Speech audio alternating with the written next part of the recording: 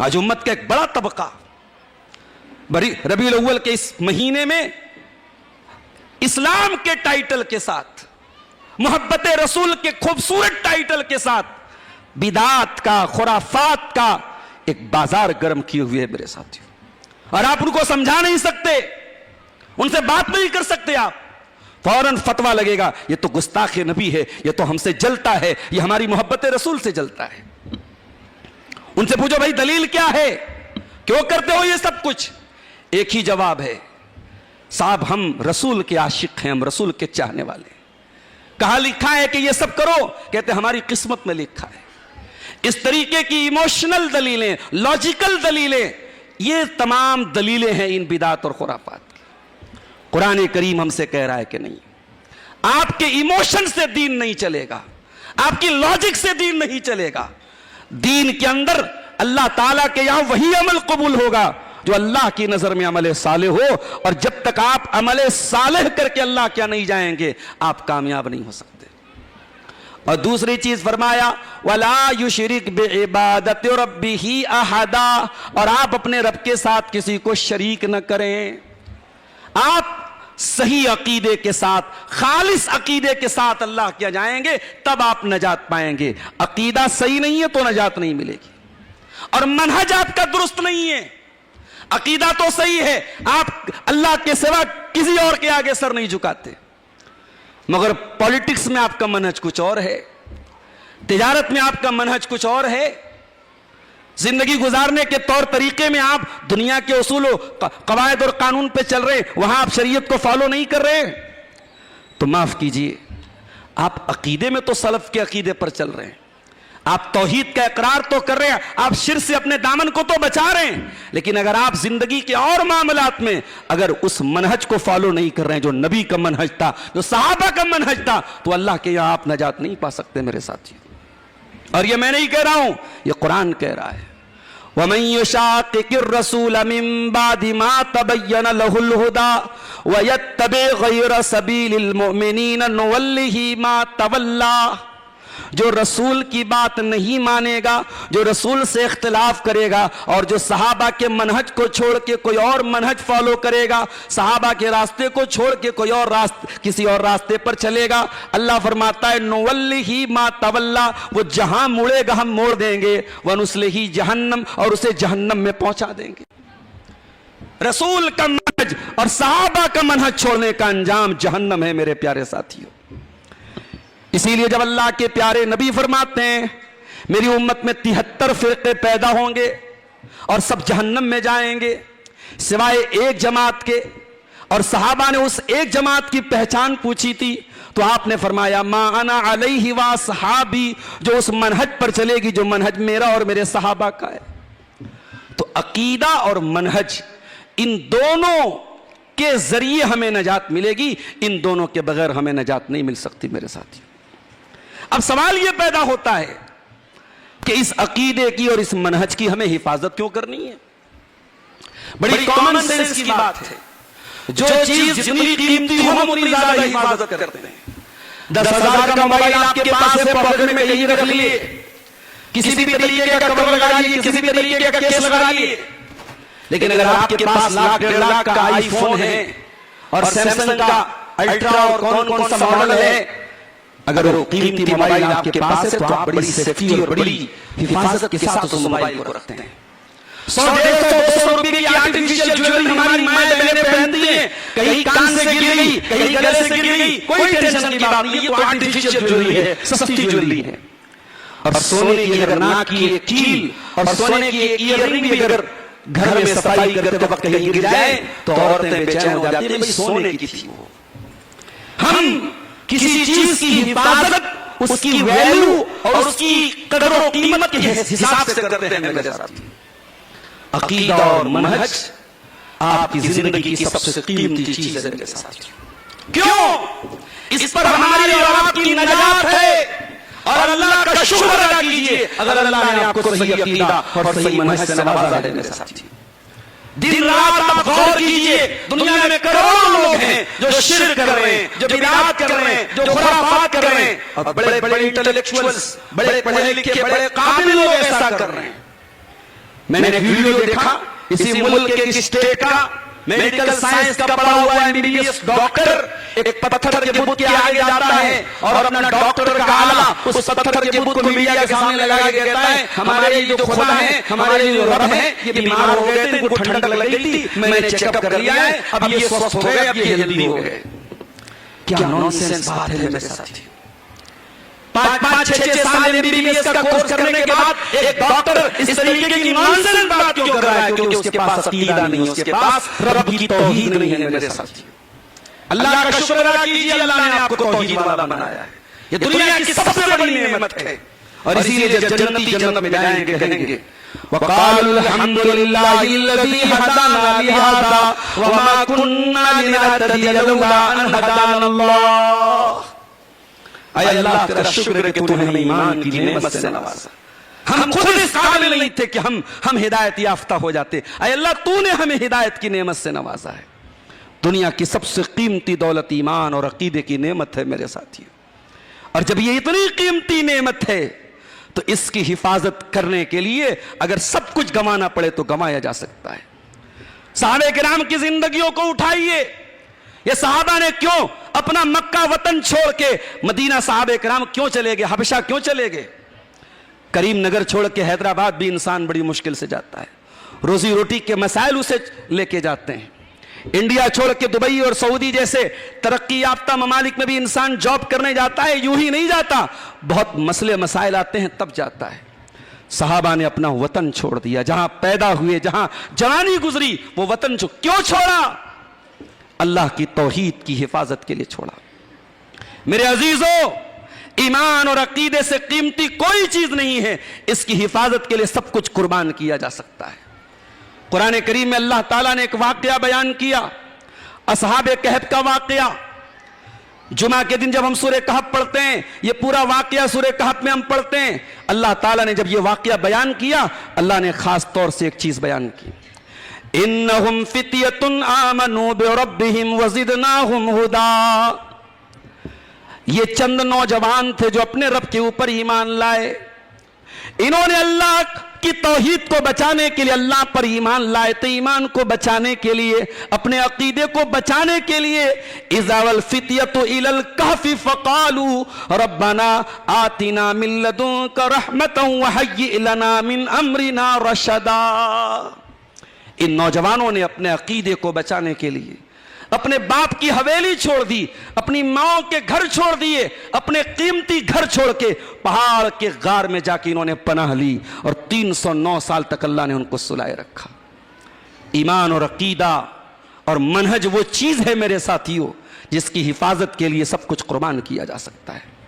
मौजूदा वक्त फितनों का दौर है मेरे प्यारे साथियों, और आज के दौर में जो सबसे बड़ा खतरा है, माफ कीजिए, वो आपके जान और माल का खतरा नहीं है।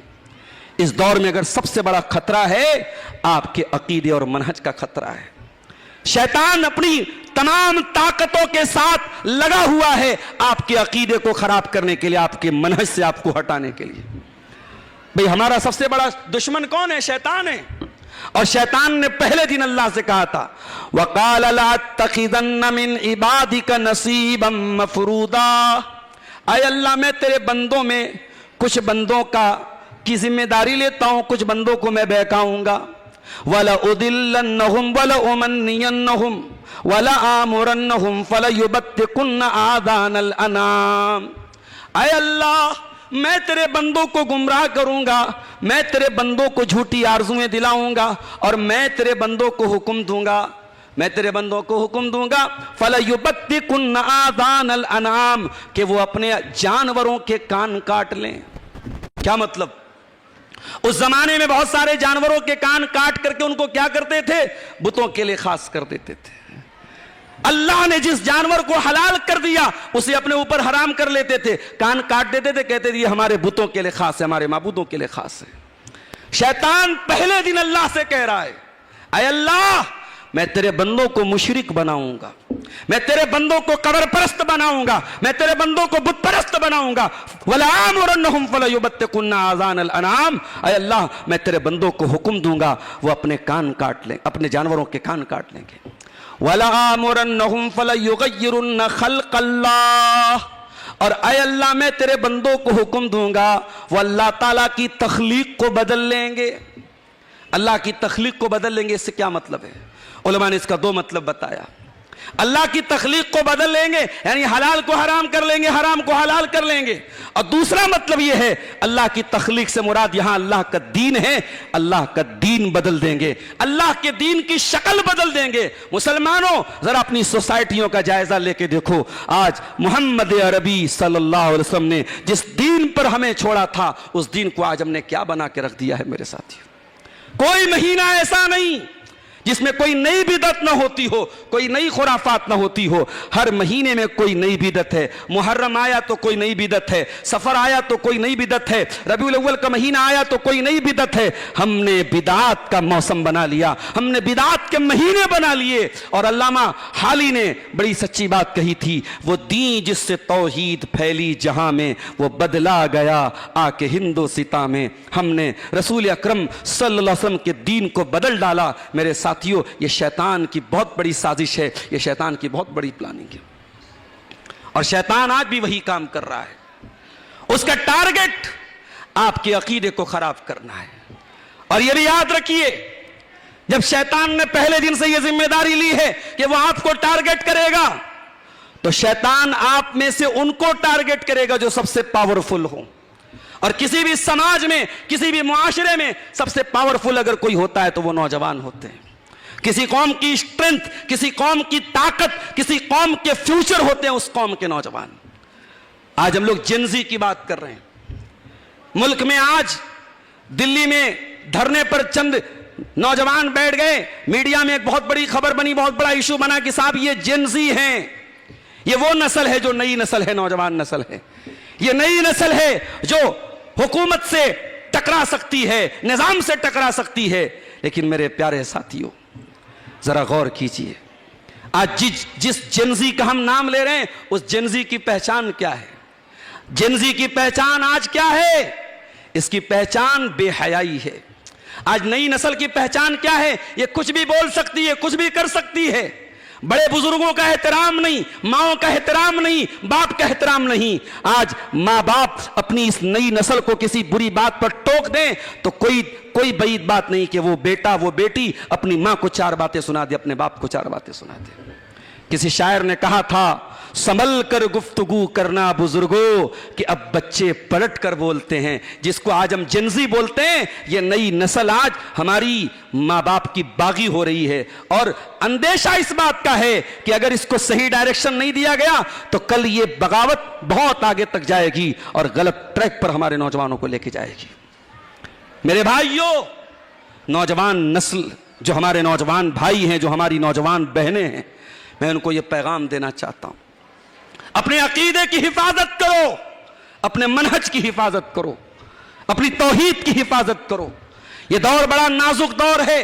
अल्लाह के प्यारे नबी ने फरमाया, बादिरू बिल आमाल फितनन कक़ितइल लैलिल मुस्लिम, कि अमल करने में जल्दी करो इससे पहले कि फितनों का दौर आ जाए। और इस कदर फितने होंगे कि जैसे अंधेरी रात में सिर्फ अंधेरे ही अंधेरे नजर आते हैं, उस दौर में सिर्फ फितने ही फितने नजर आएंगे।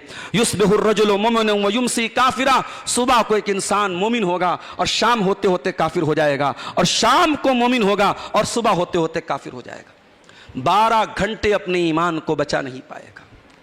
ये जेनजी, ये नई नस्ल, ये जेन अल्फा, ये आपके 18-20 साल के टीनेजर्स, ये उस दौर में प्रवेश कर चुके हैं, उस दौर में दाखिल हो चुके हैं जब अपने ईमान की हिफाजत बहुत बड़ा चैलेंज बनती चली जा रही है मेरे साथियों।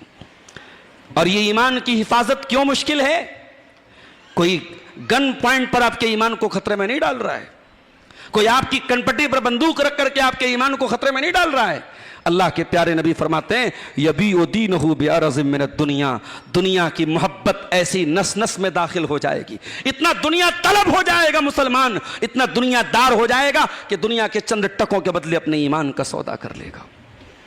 आप यकीन करें मेरे साथियों, कौम की बच्चियों के मुर्तद होने के बड़े वाकयात आप सुनते हैं, मैंने ऐसे वाकयात भी देखे हैं।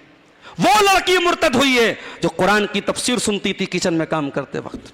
वो लड़की मुर्तद हुई है जो 8 साल तक मदरसे में पढ़ी है। वो लड़कियां गैर मुस्लिमों के साथ भागी हैं, जिनका बाप कॉलेज के गेट तक जाकर उनको पिक एंड ड्रॉप करता था। कभी आपने गौर किया पानी कहां मर रहा है? पानी कहां मर रहा है मेरे साथियों? पानी हकीकत में हमारी तरबियत में मर रहा है। जो सबसे बड़ी कमी और कोताही है कि हम अपनी नौजवान नस्ल को बता ही नहीं सके ईमान क्या है, तौहीद क्या है। आज इतना बड़ा मजमा है यहां, मैं आपसे एक सवाल पूछता हूं, जो अकीदे की बुनियादी किताबें हैं आप में से कितने लोगों ने पढ़ी हैं? किताबुत तौहीद, शेखुल इस्लाम इमाम मोहम्मद अब्दुल वहाब रहमतुल्लाह अलैह की मशहूर किताब। जरा हम सब अपने दिलों पे हाथ रख के बताएं कितने लोग हैं जिन्होंने उस किताब को पढ़ा है। अल उसूल सलासा, दीन के 3 बुनियादी उसूल, कितने लोगों ने पढ़ा है? जब आप अकीदे की बुनियादी बातों को नहीं जानेंगे, कब्र में पूछे जाने वाले 3 सवाल, मन रब्बु का, मन नबियों का, मा दीनों का, इन तीनों सवालों के जवाब आप नहीं जानेंगे, उनकी बुनियादें आप नहीं जानेंगे, आप कहां से अपने ईमान और अकीदे की हिफाजत करेंगे मेरे साथी? और आज इंटरनेट की दुनिया है, सोशल मीडिया की दुनिया है, और सोशल मीडिया पर जो बहुत बड़ा काम हो रहा है वो एथेइज्म को प्रमोट किया जा रहा है, वो लिबरलिज्म को प्रमोट किया जा रहा है। आज मुसलमान लड़की भी कह रही है my body my wish my choice, मेरा जिस्म मेरी मर्जी। ये मुसलमान लड़की कैसे बोल सकती है ये बात, माई बॉडी माई चॉइस? मुसलमान लड़की तो ये नहीं बोल सकती। मुसलमान लड़की का ये नारा हो ही नहीं सकता, माई बॉडी माई चॉइस। मुसलमान लड़की पैदा होती है, बचपन से उसे ये सिखाया जाता है तू ईमान वाले घराने में पैदा हुई है, तू अल्लाह ताला की अमानत है, तेरा जिस्म अल्लाह ताला की अमानत है, तुझे इस जिस्म को किसी गैर महरम के सामने नहीं दिखाना है। मेरी प्यारी माँ और बहनों, जब आप नकाब पहन के निकलती हैं और इसे मुल्क में एक तबका आपके नकाब से चिढ़ता है, आपके नकाब को बुरा भला कहता है, माफ कीजिए, उसे नकाब एज ए ड्रेस से प्रॉब्लम नहीं है, उसे नकाब एज ए ड्रेस से प्रॉब्लम नहीं है। उनकी नजर में नकाब सिर्फ एक ड्रेस नहीं है, उनकी नजर में नकाब एक कल्चर है। उनकी नजर में नकाब और आपका पर्दा और आपका हिजाब या आपके दीन को रिप्रेजेंट करता है। मेरी प्यारी माँ और बहनों, जब आप घर से नकाब पहन के निकलती हैं, आप इस्लाम को रिप्रेजेंट करती हैं।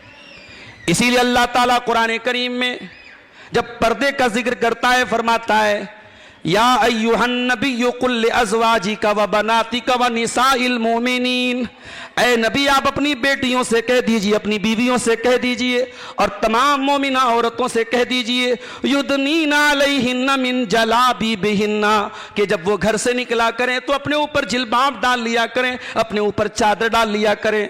ज़ालिका अदना अन युरफ़ना फला युज़ैन, ये नकाब ये चादर उनकी पहचान बन जाएगी और कोई उनको छेड़ने की जरूरत नहीं करेगा। ये नकाब आपकी आइडेंटिटी है मेरी प्यारी माँ और बहनों। ये हमारी नई नस्ल क्यों नकाब से दूर हो रही है, हमारी तरबियत में कहां कमी हो रही है मेरे साथियों, इस पर हमें गौर करने की जरूरत है। मैं अभी पढ़ रहा था 3 बड़े बड़े हमारे अइम्मा, इमाम बुखारी रहमतुल्लाह अलैह, उनसे पहले चले जाइए इमाम अहमद इब्न हंबल रहमतुल्लाह अलैह, उनसे पहले चले जाइए इमाम शाफई रहमतुल्लाह अलैह। ये 3 बड़े बड़े हमारी इस मिल्लत के, इस उम्मत के, हमारे असलाफ में से 3 बड़े नाम हैं।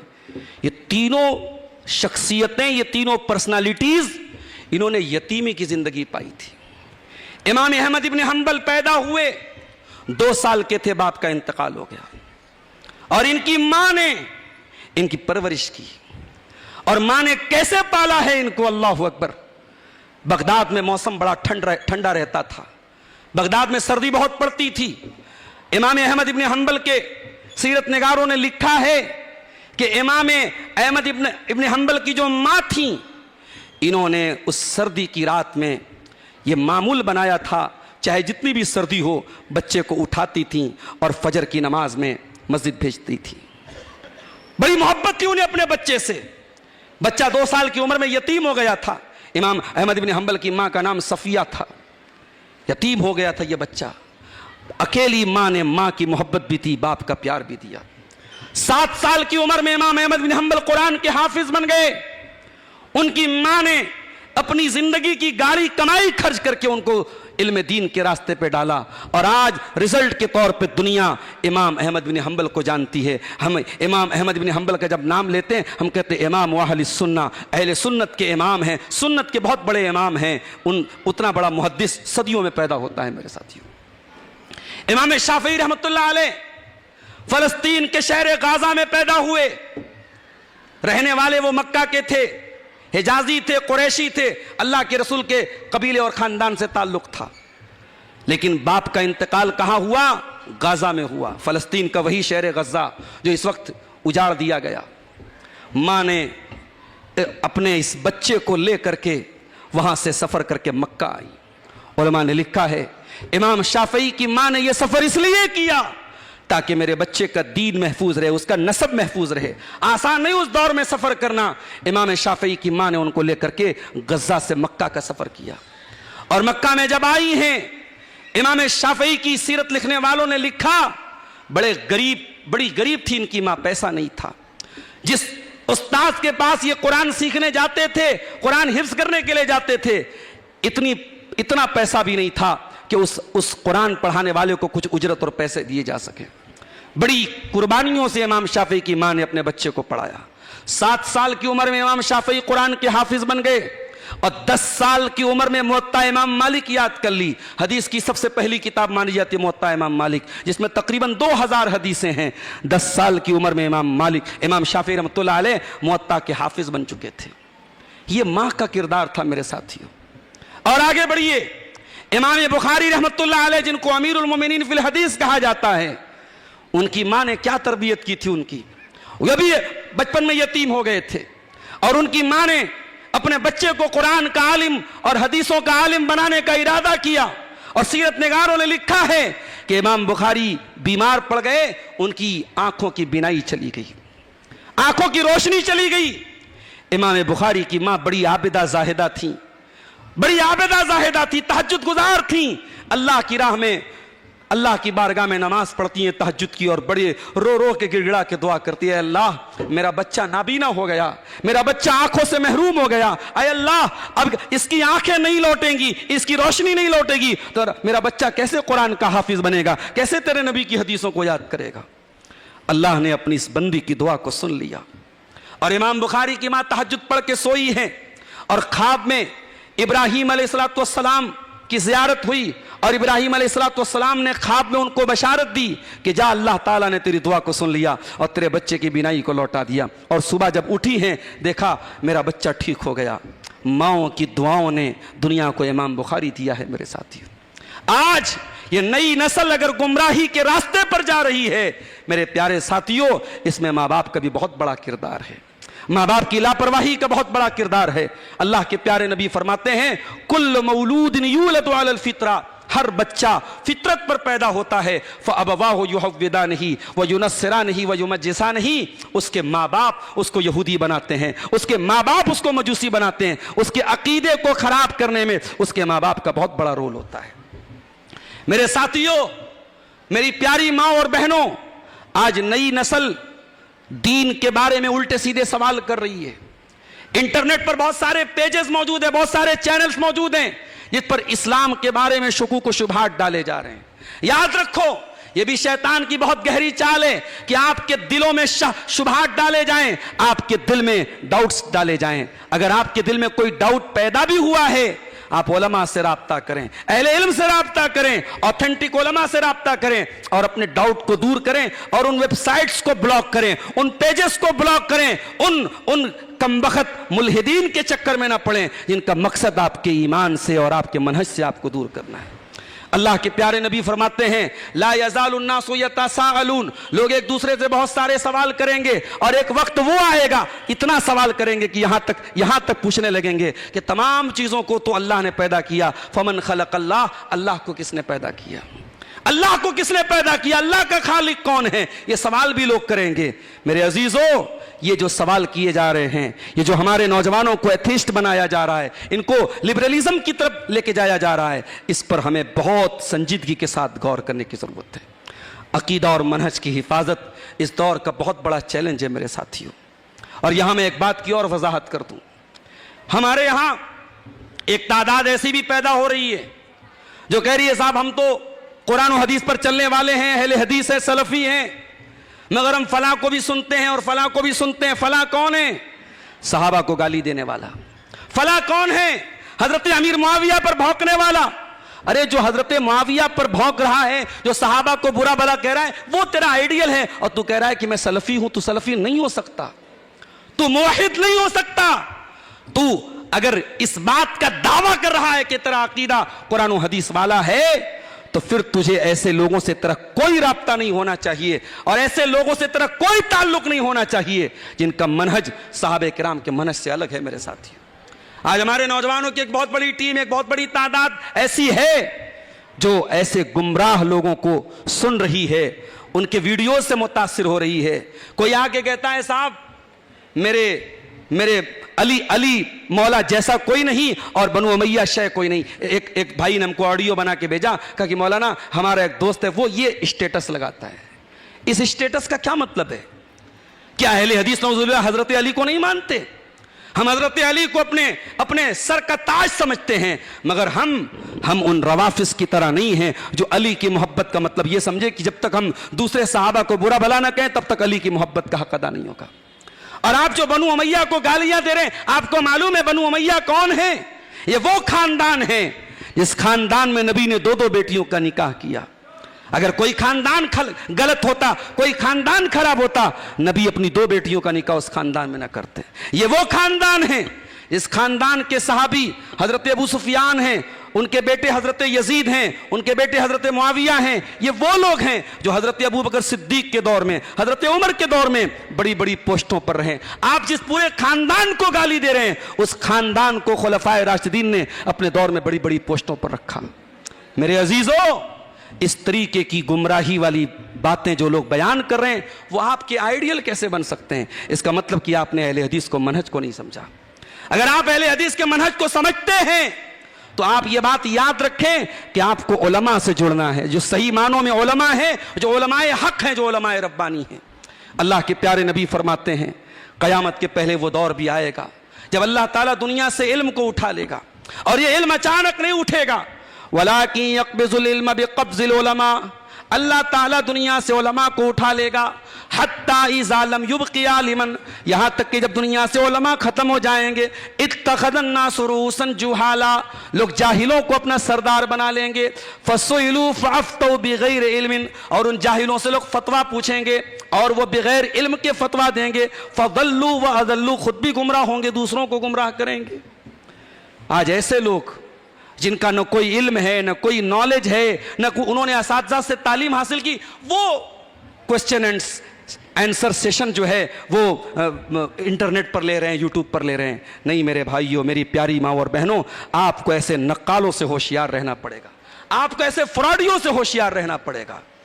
ये दीन, ये अकीदा, ये मनहज, इसकी हिफाजत के लिए मेरे प्यारे साथियों सहाबे किराम ने सब कुछ कुर्बान किया। हजरत अबू बकर सिद्दीक का दौर आया और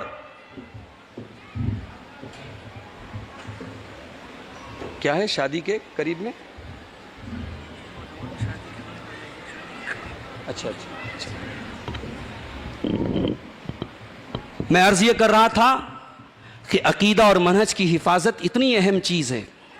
हजरत अबू बकर सिद्दीक का दौर आया। हजरत अबू बकर सिद्दीक का दौर इस्लामी तारीख का सबसे नाजुक दौर था। नबी का इंतकाल हुआ है, और मेरी प्यारी माँ और बहनों, एक नुक्ता याद आया। जब नबी का इंतकाल हुआ था, हजरत आयशा की उम्र तकरीबन 18-20 साल की थी। 18-20 साल की उम्र थी हजरत आयशा की।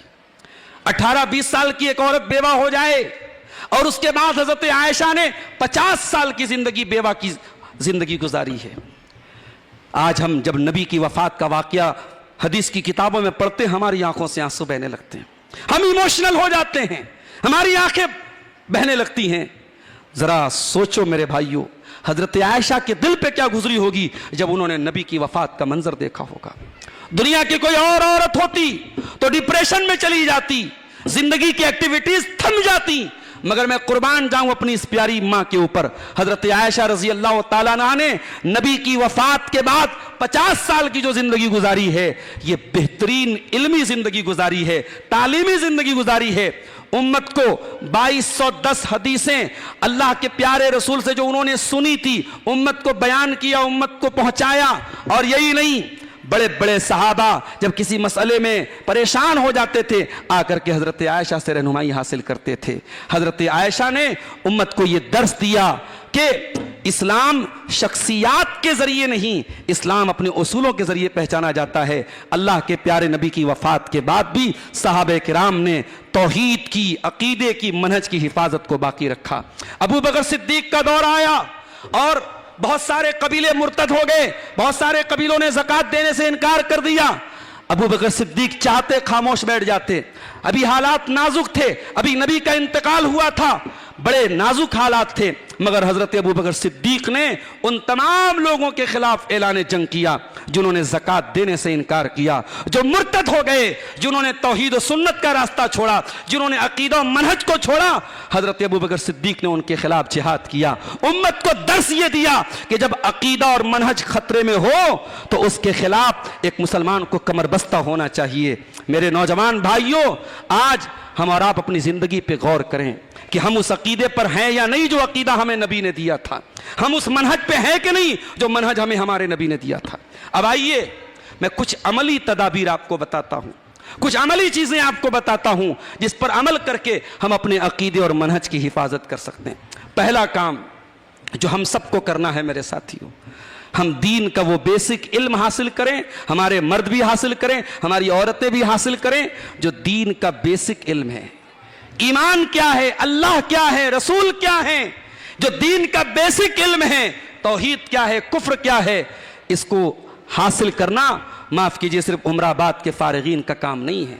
इसको जानना जामिया सलफिया बनारस के फारिगीन उलमा का काम सिर्फ नहीं है, ये हम सब की जिम्मेदारी है। हर मुसलमान के लिए कंपलसरी है, हर औरत के लिए जरूरी है, हर मर्द के लिए जरूरी है कि वो जाने नमाज का तरीका क्या है, वो जाने तौहीद क्या है, वो जाने ईमान क्या है, वो जाने कुफ्र क्या है।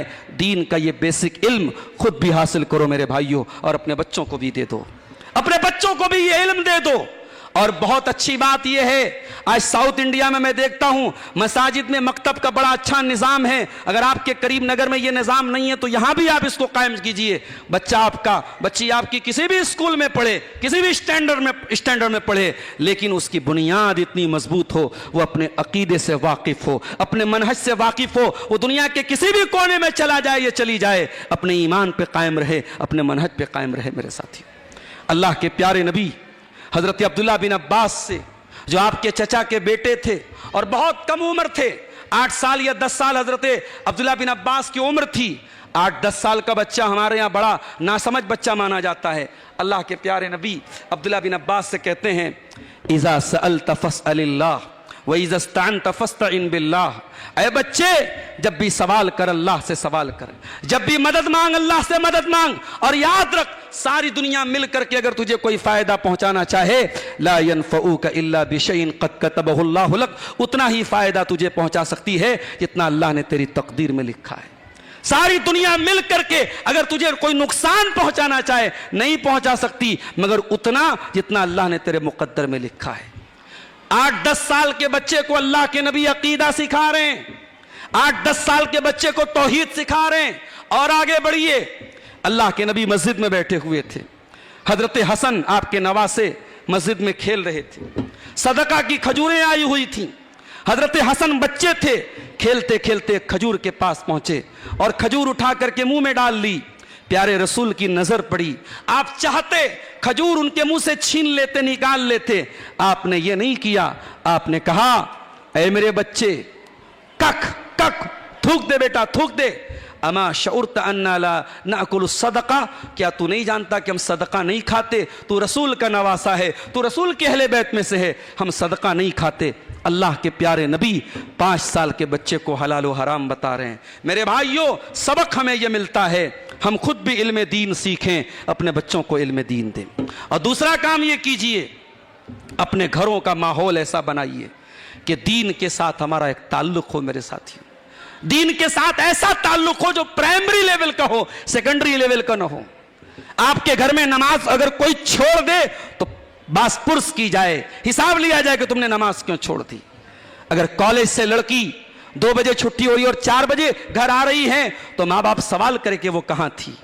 ये मुहासबा हो, ये एहतिसाब का माहौल अपने घर में पैदा कीजिए, दीनदारी का माहौल अपने घर में पैदा कीजिए। महरम गैर महरम का फर्क बताइए अपने बच्चों को, अपनी बच्चियों को, कौन तेरा महरम है, कौन तेरा गैर महरम है। और एक लड़की के बालिग होने के बाद उसे गैर महरम से पर्दा करना है। यह माहौल आप जब तक घर में नहीं बनाएंगे, आपकी नई नस्ल मेरे प्यारे साथियों अपने अकीदा और मनहज की हिफाजत नहीं कर सकती। तीसरा काम जो बहुत जरूरी काम है, मेरी माओ, इस नई नस्ल को अगर बचाना है कुफ्र इल्हाद से, इस नई नस्ल को बचाना है शिर्क व बिदात से, मेरी माँ और बहनों आपको आगे बढ़ना पड़ेगा, आपको एक अच्छी मां बनना पड़ेगा। अरबी का एक शायर कहता है, अल उम्म मदरसतुन इज़ा आदतहा आदत शैबन तय्यबल आराकी, कि माँ की जात अपने आप में एक मदरसा होती है, माँ अपने आप में एक स्कूल होती है। अगर आपने समाज को एक अच्छी माँ दे दिया, आपने एक अच्छी नस्ल दे दिया।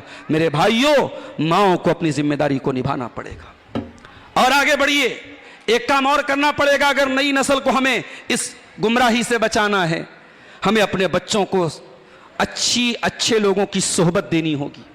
मैं अपने नौजवान भाइयों से कहना चाहता हूं कि आप चाहे सोशल मीडिया हो चाहे रियल लाइफ हो, ऐसे लोगों से दोस्ती न रखिए, ऐसे लोगों से ताल्लुक न रखिए जो आपके ईमान और अकीदे को खराब कर सकते हैं। आप ये मत सोचिए कि साहब हमारा अकीदा बहुत पक्का है, ये हमें मुतासिर नहीं कर सकता है। आप गारंटी नहीं ले सकते हैं।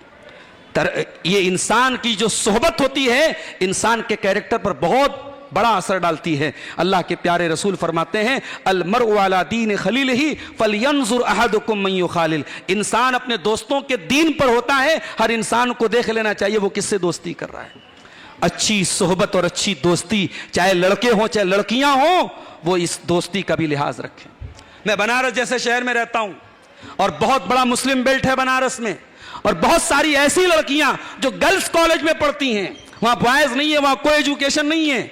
वो लड़कियां जब उन कॉलेजेस में पढ़ने वाली लड़कियां, जब उनके बारे में हमने सुना कि वो मुर्तद हो गई, तो हमने जब सर्वे किया और जायजा लिया तो पता ये चला कि वो लड़कियां जब कॉलेज में गईं और वहां उनको दूसरी उनकी जो सहेलियां मिली, उसमें कुछ मुस्लिम भी थी कुछ गैर मुस्लिम भी थी, उन्होंने उनका ब्रेन वॉश किया और उनको उनके दिमाग में ये पट्टी पड़ाई कि अरे तुम तो बहुत कंजर्वेटिव हो, बहुत फंडामेंटलिस्ट हो, तुम हिजाब करती हो, तुम पर्दा करती हो, तुम्हारा कोई बॉयफ्रेंड नहीं है, तुम कहीं घूमने नहीं जाती हो। इस तरीके से उनकी ब्रेन वॉशिंग करके और इस लेवल पे ला के रखा गया कि फिर उन लड़कियों को मुर्तद बना दिया।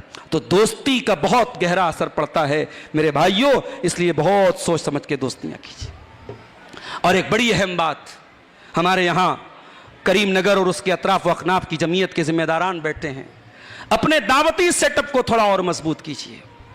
हमारे यहाँ अल्हम्दुलिल्लाह अहले हदीस की मसाजिद में औरतों का इंतजाम है। अभी परसों बनारस में सारे मसलक के उलमा की एक मीटिंग थी, मैंने वहां सबके सामने एक बात कही थी कि अब वो उलमा जो अपनी औरतों को मस्जिद में जाने की इजाजत नहीं देते थे, अब उनकी तरफ से भी फतवे आने लगे हैं कि नहीं साहब उनके लिए इंतजाम होना चाहिए, क्योंकि औरतों में बहुत ज्यादा बिगाड़ आ रहा है। लेकिन मैं आपसे कहता हूं एक बात कि आपके यहां औरतों का इंतजाम अगर है तो आप कोशिश ये करें कि औरतें अच्छी तादाद में जुमा के खुतबात में शामिल हों। हमारे यहाँ ये बड़ा मसला है, इंतजाम तो है, औरतें नहीं आती हैं, या आ भी रही है तो जो उम्र दराज औरतें हैं, जो एजेड औरतें हैं, जो जिंदगी से रिटायर हो गई, वो आ रही हैं। सास आ रही है, बहू नहीं आ रही है, माँ आ रही है, बेटी नहीं आ रही है। आप नई नस्ल को भी लेके जाइए और साल में एक बार आपने ठीक है एक फंक्शन हॉल में बड़ा प्रोग्राम कर लिया, बहुत अच्छी बात है, लेकिन माहाना और हफ्तावार भी घरों में कुछ औरतों के लिए इस्लाही प्रोग्राम हो, औरतों को बराबर दीन का ये डोज मिलता रहे।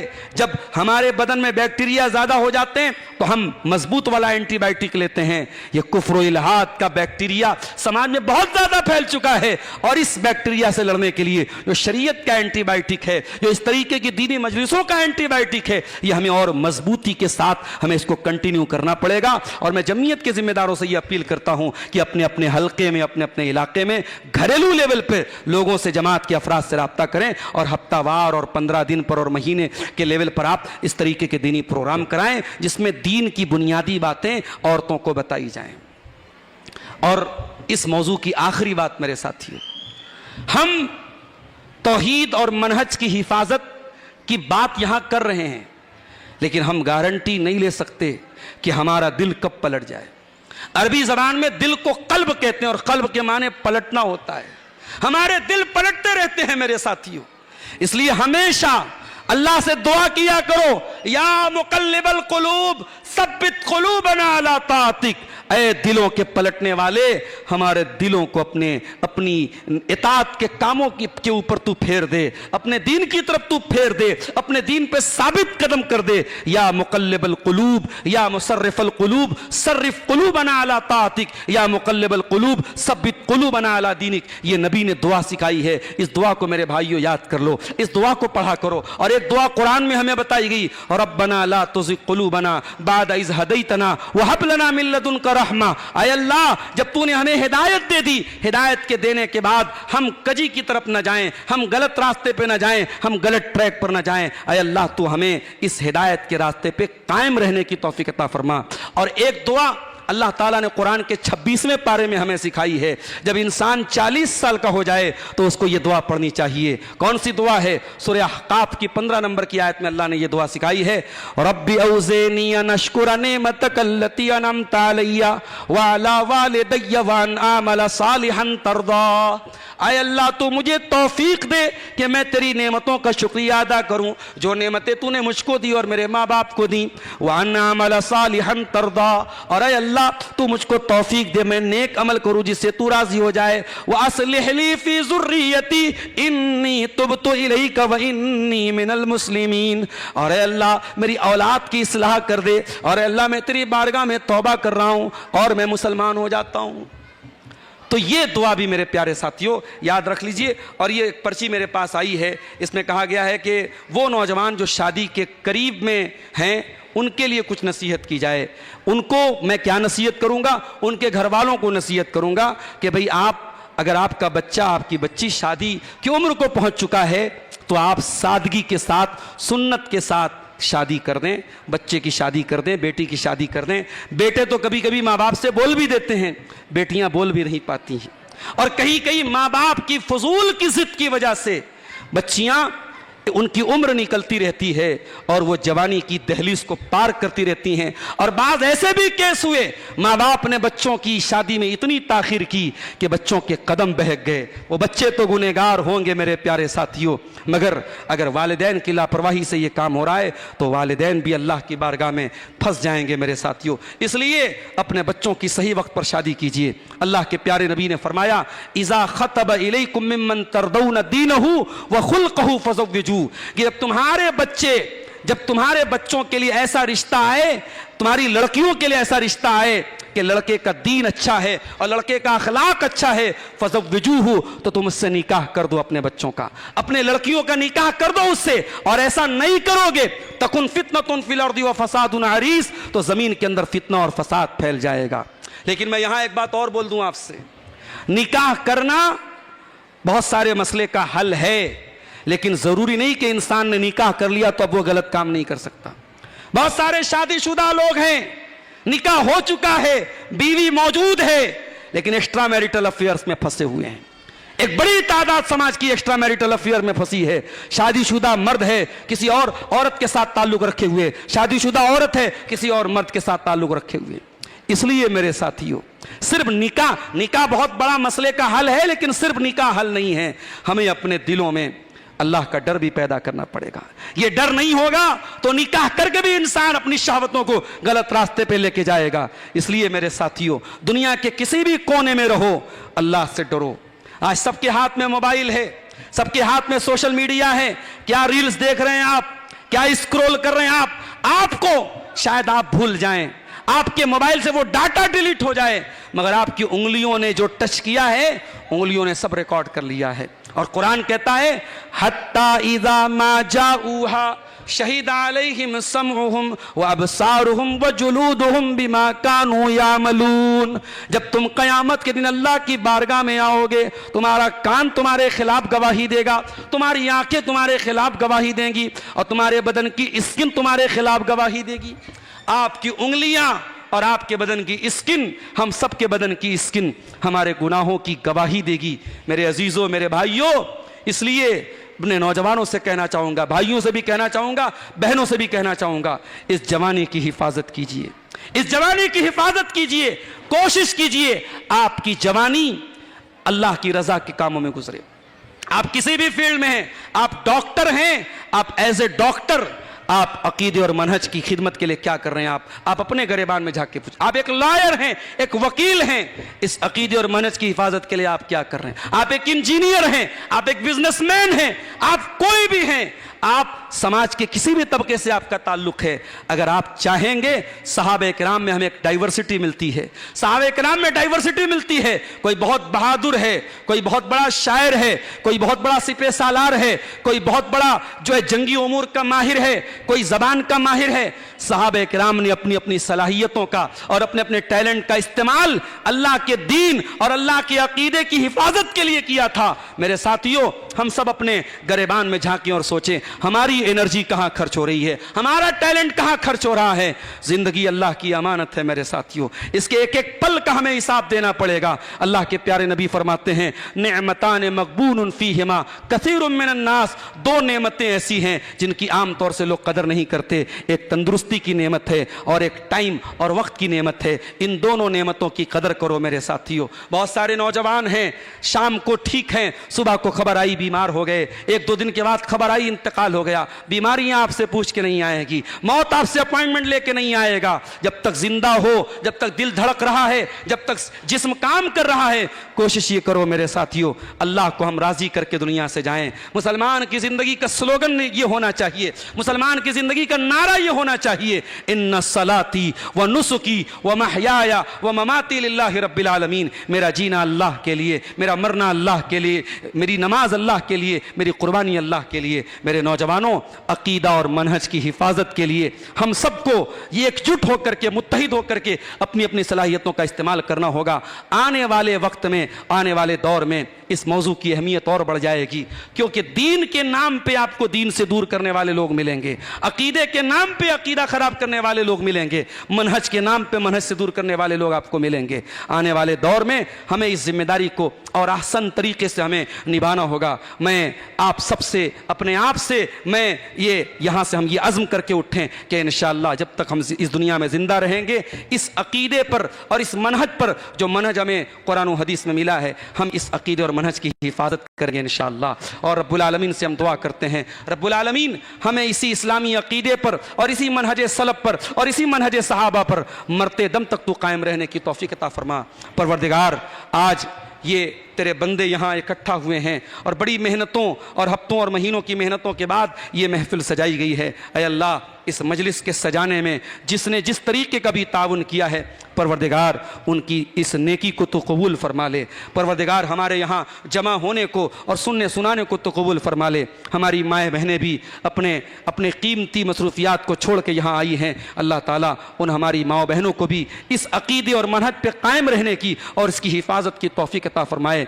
रब्बुल आलमीन, हमारे वो भाई जो बिदात और खुराफात में मुब्तला हैं, परवरदिगार उनको सही मनहज पे को कबूल करने की, मोहब्बत रसूल का सही मतलब समझने की अल्लाह ताला उनको तौफीक अता फरमा दे। परवरदिगार, हमें अपने रसूल अकरम के सहाबा से, रसूल अकरम के अहले बैत से सही और सच्ची मोहब्बत करने की तौफीक अता फरमाए। परवरदिगार, हमारे दिलों में उलमा का सही एहतराम डाल दे, हमारे दिलों में उलमा की कदर मंजिलत डाल दे। परवरदिगार, हमें से जो बीमार रहे सबको शिफाए कामिला अता फरमा, जो रोज़गार से परेशान हैं ऐ अल्लाह तो उनको हलाल रिज़्क़ अता फरमा। जब तक हम इस दुनिया में ज़िंदा रहें, इस्लाम पर ज़िंदा रहें और हमारा खातिमा ईमान पर हो। आमीन व आखिर दावाना अल्हम्दुलिल्लाहि रब्बिल आलमीन वस्सलामु अलैकुम व रहमतुल्लाहि व बरकातुहू। बुज़ुर्गों और दोस्तों, नौजवान साथियों, माँओं और बहनों, प्यारे बच्चों,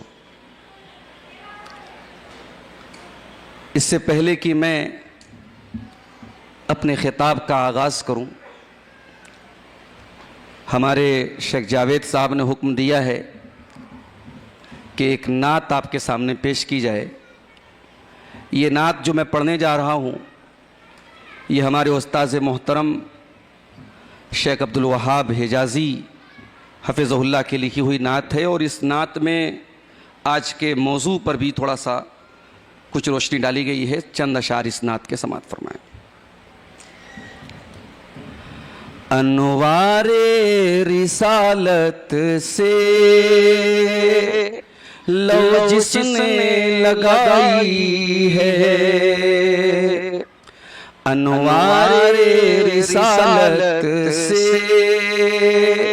लो जिसने लगाई है, वो शम्मा ज़माने में बुझने नहीं पाई है। सुन्नत के सितारों को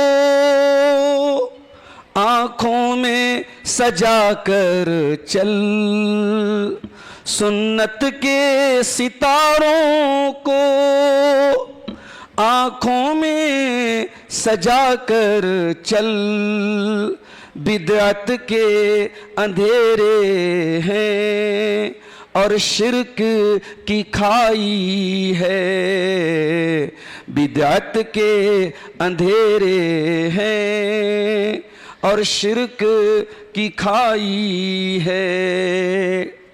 एक सूरत ज़ेबा है, आईने 73 हैं, एक सूरत ज़ेबा है, आईने 73 हैं, तस्वीर वही है जो सुन्नत ने दिखाई है, तस्वीर वही है जो सुन्नत ने दिखाई है।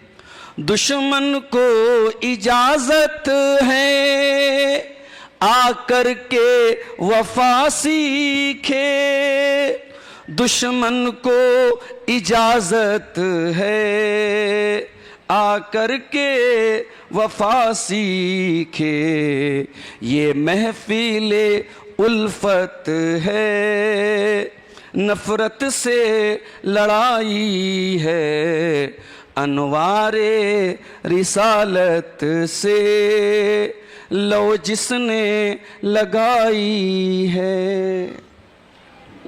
मोहतरम सामईन व सामियात, गालिबन ये दूसरा मौका है जब मैं करीम नगर की सरज़मीन पर आया हूँ और आपसे मुखातिब होने का मुझे मौका मिल रहा है। मैं बहुत शुक्रगुज़ार हूँ इस मजलिस के सदर मोहतरम शेख अब्दुस्समी उमरी हफ़िज़हुल्लाह का। काफ़ी अरसे से वो मुझसे राबते में थे और करीम नगर आने की दावत दे रहे थे, और आज अल्लाह ताला ने वो मौका हम सबको इनायत फरमाया कि ये खूबसूरत मजलिस हमने सजाई है और एक बहुत ही कीमती खिताब आपने हमारी जमात के बहुत ही मुवक्कर ख़तीब शेख अब्दुल क़दीर उमरी हफ़िज़हुल्लाह की ज़बानी सुना।